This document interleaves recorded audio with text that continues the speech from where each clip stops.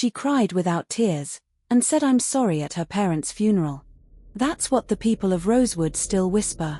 Because no one forgets the girl in the pale blue dress standing at the altar, giving a eulogy for the mother and stepfather she claimed to love, long before anyone knew what she'd done.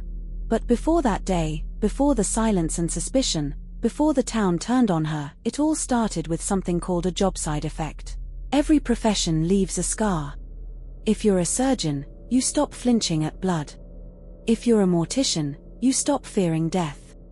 And if you live in a town like Rosewood, Alabama, you stop being surprised when tragedy feels rehearsed. The Brockton funeral felt like that.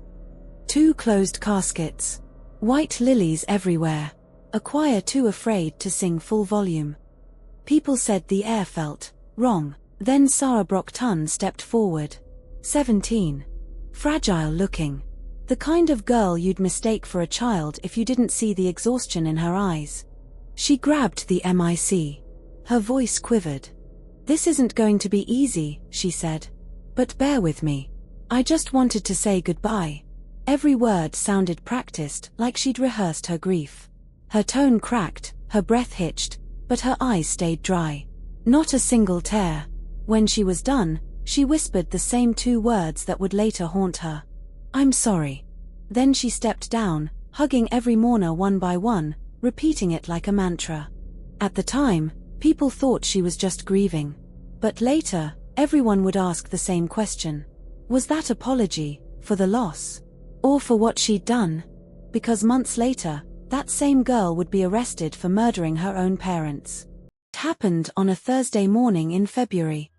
The kind of quiet morning where the air feels heavy before sunrise, like the town already knows something bad is coming. A 911 dispatcher answered a trembling voice. "My mom and stepdad, they're gone." It was Sarah, 17 years old.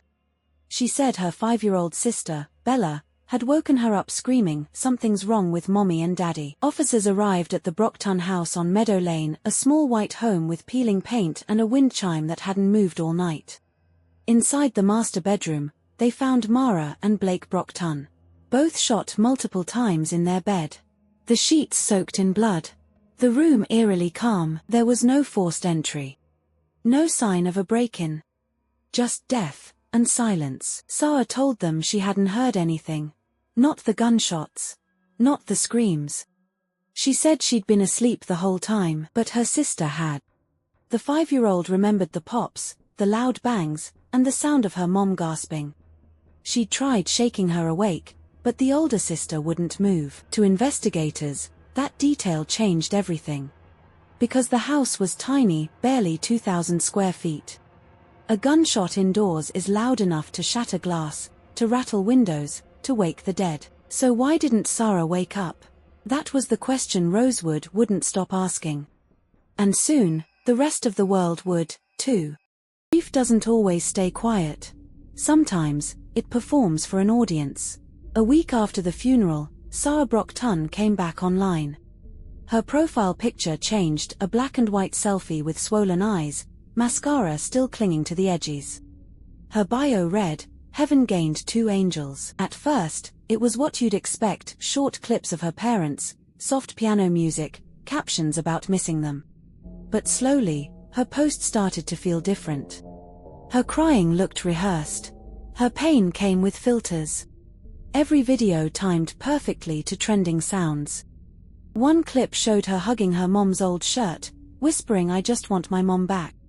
Another showed her sitting in the dark, streaks of black tears on her cheeks, with the caption, "Please send prayers. I'm so tired of pretending I'm okay." The videos spread fast. Thousands of strangers commented, "Stay strong." Others noticed something else, the way she looked straight into the camera while crying. The way she never wiped her tears. The way every video ended with the same tilted smile. "Why does this feel like acting?" someone wrote. She's crying, but not grieving. Then, one night, Sarah did something that made even her followers uneasy. She messaged a popular true crime creator on TikTok. "You should look up the Brockton case," she wrote. "It's my parents. It'd be a big hit. I can give you inside info." The creator replied with sympathy, said she'd research it, said she was sorry for her loss. Sarah's response was instant. "Thank you for spreading awareness, broken heart." She liked every comment that said the killer must have known them. And when someone wrote, it was probably someone in the house. She didn't delete it. She hearted it. People said maybe it was just her way of processing grief. But others saw something darker, a girl addicted to attention, controlling her own tragedy like it was content. Maybe she was just trying to keep her parents' memory alive. Or maybe she was trying to control the narrative before someone else did. Because by that point, the police weren't just watching the house anymore. They were watching her TikTok. Grief looks different on everyone, but guilt always looks the same. At first, no one dared to question Sarah. She was a 17-year-old girl who just lost everything: her mother, her stepfather, her home. But the longer she stayed online, the stranger things got. Her followers noticed patterns. The same blue dress she'd worn to the funeral, the one people whispered about, appeared again in one of her TikToks. This time, she posed in the mirror, writing on screen, "You think it's just a small thing that happened?" Then flipped to a collage of her crying. But it changed everything. The trend was supposed to be harmless, but it didn't feel that way. People started saying it, not out loud, but in group chats, in diner booths, in whispers after church. Why is she using her parents' murder as content? Why doesn't she look scared? The killer's still out there. Even the investigators felt it. They went back to her eulogy video, the shaky voice, the lack of tears, the words she'd said about her mom. "Everything we went through doesn't define what kind of mother you were."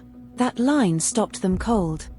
What did she mean by everything we went through? Body language experts on YouTube slowed down her funeral footage frame by frame.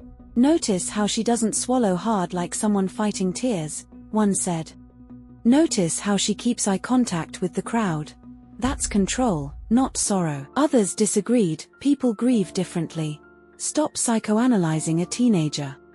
But the whispers only got louder, because every time Sarah was asked about that night, her story changed, just a little. She said she'd gone to bed at midnight. Then 11:30. Then maybe earlier. She said she'd heard her stepdad's heart machine beep, but somehow not the 5 gunshots that followed. And that's when investigators decided to stop watching her posts and start watching her. She said she wanted justice for her parents. But justice came for her first. It was a blistering July afternoon when the Rosewood sheriff stood before the cameras. Behind him, the courthouse flag barely moved in the heat. He adjusted the microphone and read from a single page. "Today, we can confirm that an arrest has been made in the deaths of Mara and Blake Brockton. 17-year-old Sarah Grace Brockton has been charged with 2 counts of murder." The crowd gasped. Reporters shouted questions. But the sheriff just stepped away, leaving the paper trembling in the wind. Her father, her biological dad, told anyone who would listen. They tricked her. They made her believe she was helping. She never confessed. "My girl didn't do this," he said. Detectives questioned her for 4 hours, pretending it was just a witness statement, until they started throwing photos across the table. Crime scene photos.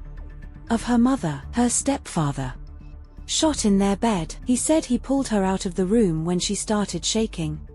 But 2 hours later, the call came in. "Bring her in by 10 a.m. or we'll send the marshals." The town split in half overnight. Some said the police had finally caught the killer. Others swore it was a setup, that Sarah was a scared girl being eaten alive by the system. Online, her old videos resurfaced. Clips of her crying, smiling, saying "I'm sorry." People replayed them, slowed them down, hunted for meaning in every blink. Was she guilty all along? Or was she just trying to survive the only way she knew how, by performing? No one knew. Because the sheriff said they had a mountain of evidence, but refused to show what was on top. No murder weapon. No confession. Just a 17-year-old girl in handcuffs. And a town that didn't know who to believe anymore. They say grief makes you do strange things. But so does guilt. And in Rosewood, Alabama, no one's figured out which one this was. Some stories end with justice. Others end with silence. Months passed after the arrest. The Brockton house still stood on Meadow Lane, empty now, its windows boarded, its mailbox filled with letters no one would ever read. People drove by slower there. Some swore they could still see flickering light through the curtains at night. Others said it was just the reflection of their own headlights. Sarah's trial hadn't even started yet. The sheriff called it an active investigation. The lawyers called it a tragedy. But to Rosewood, it was a ghost story that refused to fade. Half the town still believed she did it. They replayed her eulogy, her TikToks, her blue dress, her apologies. They said, "You can fake tears, but you can't fake guilt." The other half believed she was innocent. A girl who'd lost everything and been turned into a villain by strangers who needed someone to blame.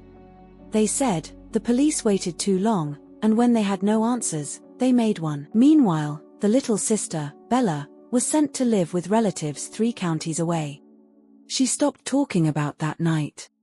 She stopped asking questions. And maybe that was mercy. There were still no fingerprints, no weapon, no confession. Just a town drowning in theories and a teenage girl sitting in a cold cell, whispering the same 2 words that started it all. "I'm sorry." Almost a whisper now. Maybe she was apologizing for what she did. Or maybe, she was apologizing for what no one believed. Because some nights, when the wind passes through Rosewood, you can almost hear it. 5 gunshots, one after another. And then silence. The kind that lingers.